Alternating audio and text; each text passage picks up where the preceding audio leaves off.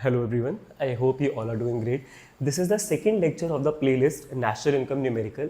आज के क्लास में हम देखेंगे किस तरीके से न्यूमेरिकल के बेसिक को हमें समझना है ताकि हम बड़े न्यूमेरिकल को सॉल्व कर पाएँ. बड़े इन द सेंस जो प्रॉपर न्यूमेरिकल है नेशनल इनकम यूनिट में, जिसमें income expenditure value added method की हेल्प से हमें न्यूमेरिकल को सॉल्व करना होता है. मेन पार्ट को समझने से पहले बेस को समझना बहुत ज़्यादा ज़रूरी है. सिर्फ समझने से काम नहीं चलेगा, स्ट्रॉन्ग भी करना बहुत ज़्यादा इंपॉर्टेंट है. So I prepared few questions for all of you and with these questions we will be able to solve the basic of the numerical and then we can start with the main numerical in the next lecture. So in this lecture it's very important. I'm repeating again and again, जब तक base पक्का नहीं होगा तब तक main numerical पर आप shift नहीं कर सकते हो. सो तीन फॉर्मूले के बारे में हमने बात पिछली क्लास में करी थी. ग्रॉस इन्वेस्टमेंट की जो वैल्यू होती है उसमें से डेप्रिसिएशन को हटा दो तो नेट इन्वेस्टमेंट निकल कर आती है. डोमेस्टिक इनकम में अगर हम फैक्टर इनकम फ्रॉम अब्रॉड को प्लस करें और फैक्टर इनकम टू अब्रॉड को सब्ट्रैक्ट करें तो नेशनल इनकम निकल कर आती है. फैक्टर कॉस्ट में इनडायरेक्ट टैक्सेस को प्लस करेंगे, सब्सिडीज को माइनस करेंगे and we will arrive at market price. All the फॉर्मूले आर रिटन ओवर हियर. इनके ऊपर जो कंसेप्ट है, इनकी जो थ्योरी है, we have already talked about it in a 30-minute lecture in the previous lecture of the playlist. So let's start with the questions. So in this question we have to calculate NFIA. थोड़ा सा बेटा ना इसमें format में दिक्कत हो गई है. सो questions for practice. Question number 1, calculate NFIA. तो 4 कंपोनेंट्स है. In the very first question, we have to estimate the value of NFIA. We all know that net factor income from or to abroad can be calculated using factor income from abroad, जो हमारे residents abroad से earn करके लाए, subtract factor income to abroad, जो बाहर के residents यहाँ से earn करके लेकर गए. We are not interested in transfer incomes like lottery हो गया या हॉर्स रेसिंग में कुछ पैसे जीत लिए, कॉन्टेस्ट में कुछ पैसे जीत लिए, या पेंशन हो गया, या स्टॉक मार्केट में कुछ गेन्स हो गए, या one sided payments to the relatives. तो ये ट्रांसफर पेमेंट्स और इनकम की कोई जगह नहीं होती इकोनॉमिक्स में. जो इनकम हमारे रेजिडेंट्स बाहर से लेकर आए हैं इट इज़ 20 करोड़, और जो बाहर के रेजिडेंट्स यहाँ से लेकर गए हैं it is unfortunately 50 crore. That means कि net factor income from abroad निकल कर आ रही है आपकी माइनस में 30 करोड़, या फिर आप इसको बोल सकते हो net factor income to abroad 30 crore. देखो एक्चुअली 30 करोड़ की इनकम यहां से ज्यादा बाहर गई है. 50 करोड़ की इनकम बाहर के लोग इंडिया में आए, डॉक्टर्स, इंजीनियर्स, लॉयर्स, वो इतनी इनकम इंडिया से लेकर गए. और जो हमारे इंडियन लोग अब्रॉड में गए, डॉक्टर्स एंड ऑल, तो वो इतनी इनकम बाहर से लेकर आए हैं 20 करोड़. तो हमारे रेजिडेंट्स कम इनकम लाए एज कंपेयर टू जितनी इनकम बाहर के रेजिडेंट्स यहां से लेकर गए. तो you can write it in 2 ways.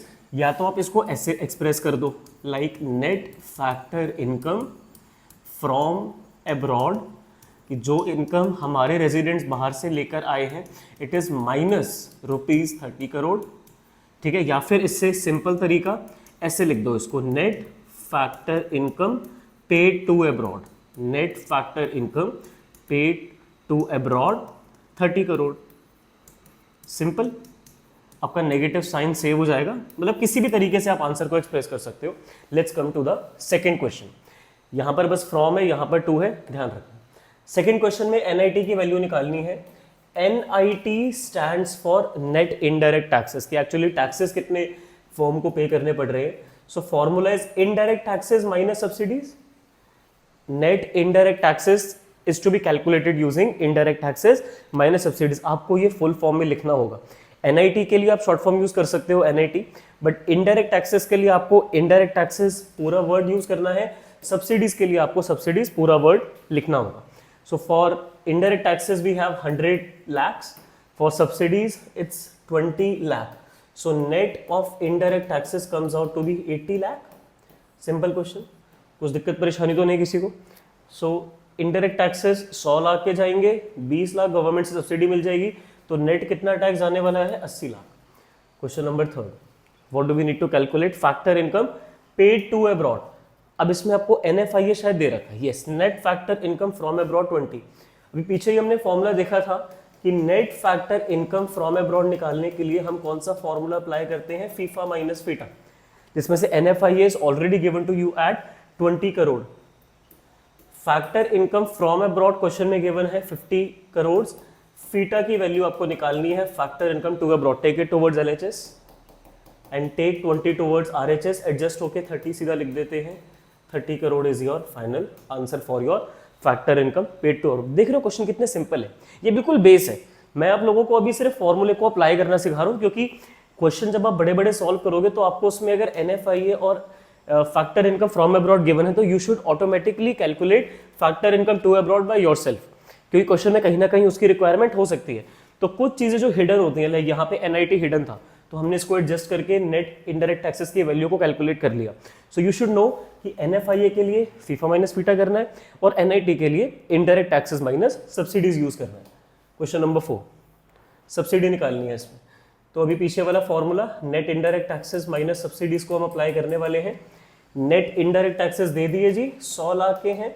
Indirect taxes हमें दे रखे हैं, GST is an example of indirect tax, so it's 150 lakh and we have to calculate subsidies. Take it towards LHS, take 100 to RHS and you will get subsidies value as 50 lakh.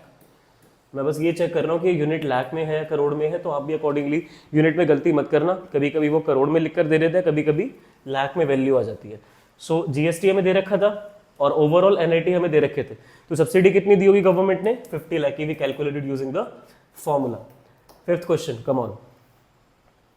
Factor income कौन सा वाला? From abroad निकालना है question number 5th में। तो formula NFIA वाला, FIFA minus FITA.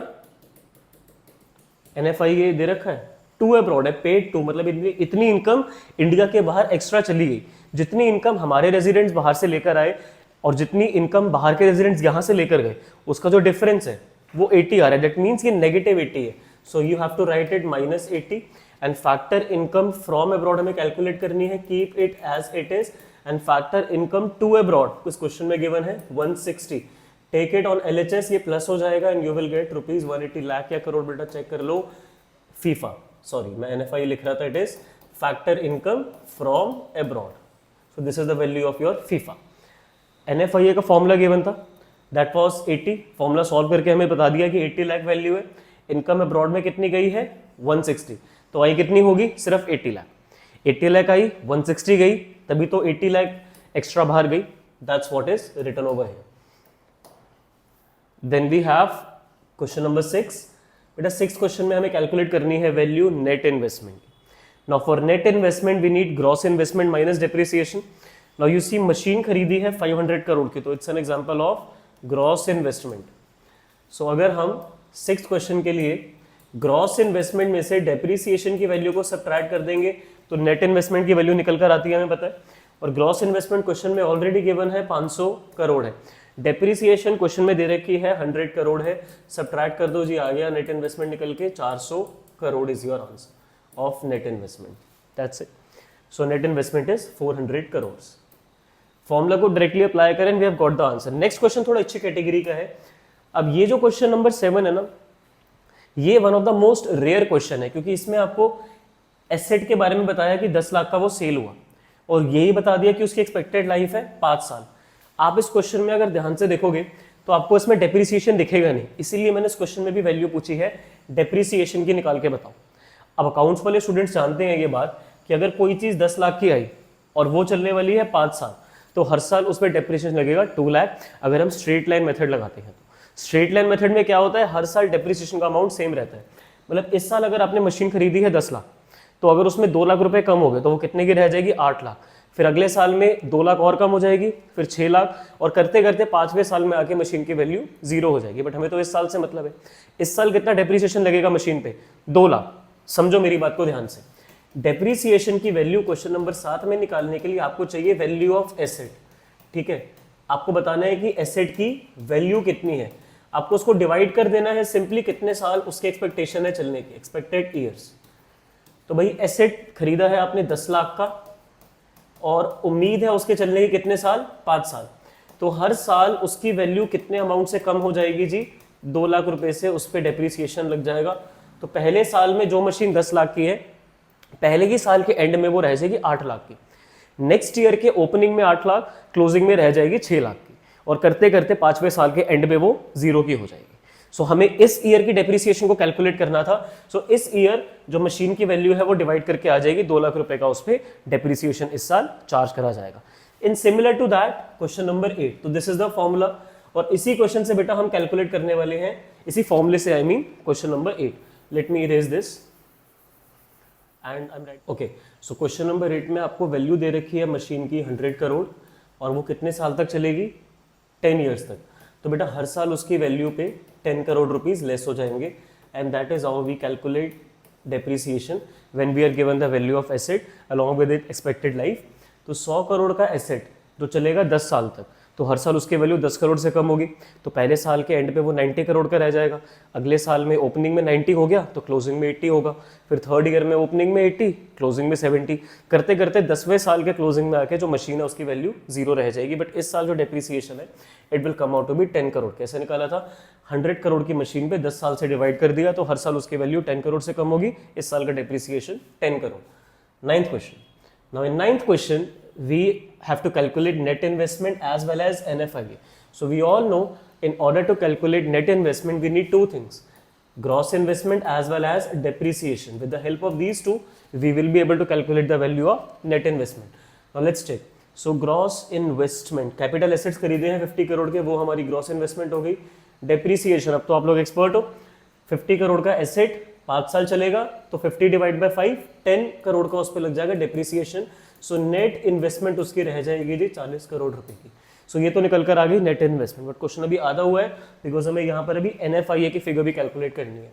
So net factor income from abroad to abroad के लिए फीफा माइनस फीटल अप्लाई करते हैं। देखते हैं क्या क्या गिवन है।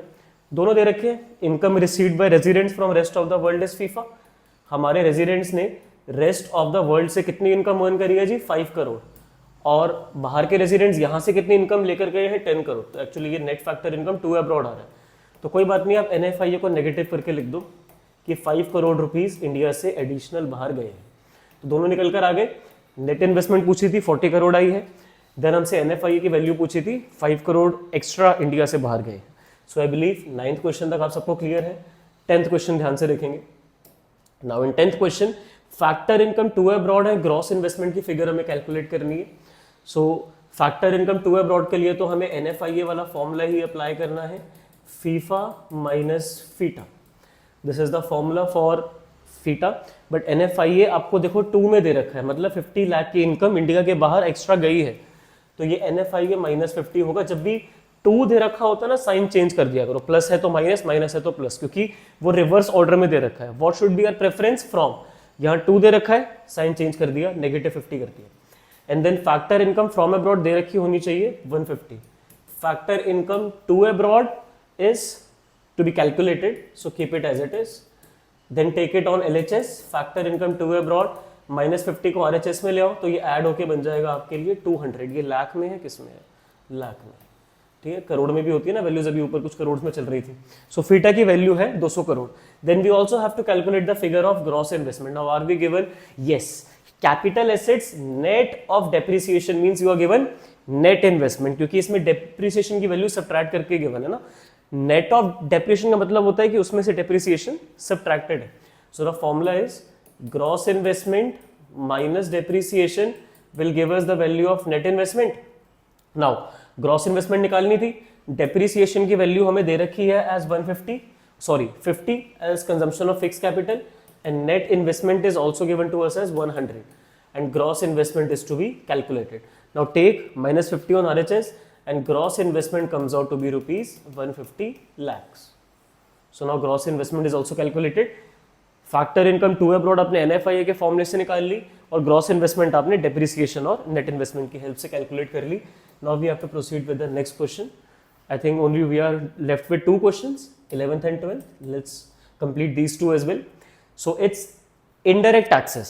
Now you are given GST, it's an indirect tax, but you are given NIT as well as subsidies. So there might be some other taxes apart from GST like value added tax. Let's see. The formula for net indirect taxes is IT minus subsidy. So what is given to us? NIT at 500 crores.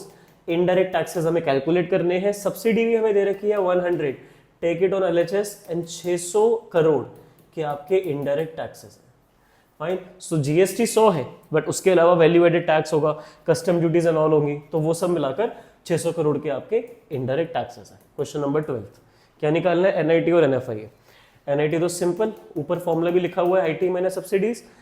आपको IT में VAT और GST given है, so this is your indirect taxes, दोनों indirect tax होते हैं। So let's write 100 as indirect taxes subsidies question में आपको given नहीं है तो टेक देम एज 0। सो नेट इनडायरेक्ट टैक्सेस आपके कितने निकल कर आ गए जी 100 करोड़। बस टैक्सेस ही है जो है, सब्सिडीज तो क्वेश्चन में है ही। Net factor income from abroad के लिए factor income from abroad minus factor income to abroad, इससे नेट वाली वैल्यू निकल कर आ जाएगी। हमारे रेजिडेंट्स बाहर से लेकर आए हैं जी 200 करोड़, बाहर के रेजिडेंट्स यहाँ से लेकर गए हैं जी 100 करोड़। तो एक्चुअली 100 करोड़ का हमारा फायदा हुआ है, हमारे रेजिडेंट्स बाहर से 100 करोड़ एक्स्ट्रा लेकर आए। So I believe the numerical are clear to all of you. ये बिल्कुल बेसिक थे न्यूमेरिकल के। आपको NFIA निकालना सिखाया गया, आपको NIT निकालना सिखाया गया, आपको हमने सिखाया कि अगर factor income from abroad given नहीं है तो NFIA की हेल्प से कैसे निकालेंगे। हमने आपको सिखाया अगर डेप्रिसिएशन गिवन नहीं है तो एसेट की वैल्यू को एक्सपेक्टेड लाइफ के साथ डिवाइड करके आप निकाल सकते हो value of depreciation. I actually wanted to teach you conversion also in this lecture, but because of the timing shortage, I think हमने काफ़ी कर लिया है इस लेक्चर में। मैं थर्ड लेक्चर में आप लोगों को कन्वर्जन के बारे में एक्सप्लेनेशन देता हूँ। इस टॉपिक से रिलेटेड कोई भी डाउट है NFIA में, NIT में या फिर डेप्रिसिएशन में, feel free to ask to me in the comment section और on my Insta handle. Thank you for listening to me so patiently. Have a nice day.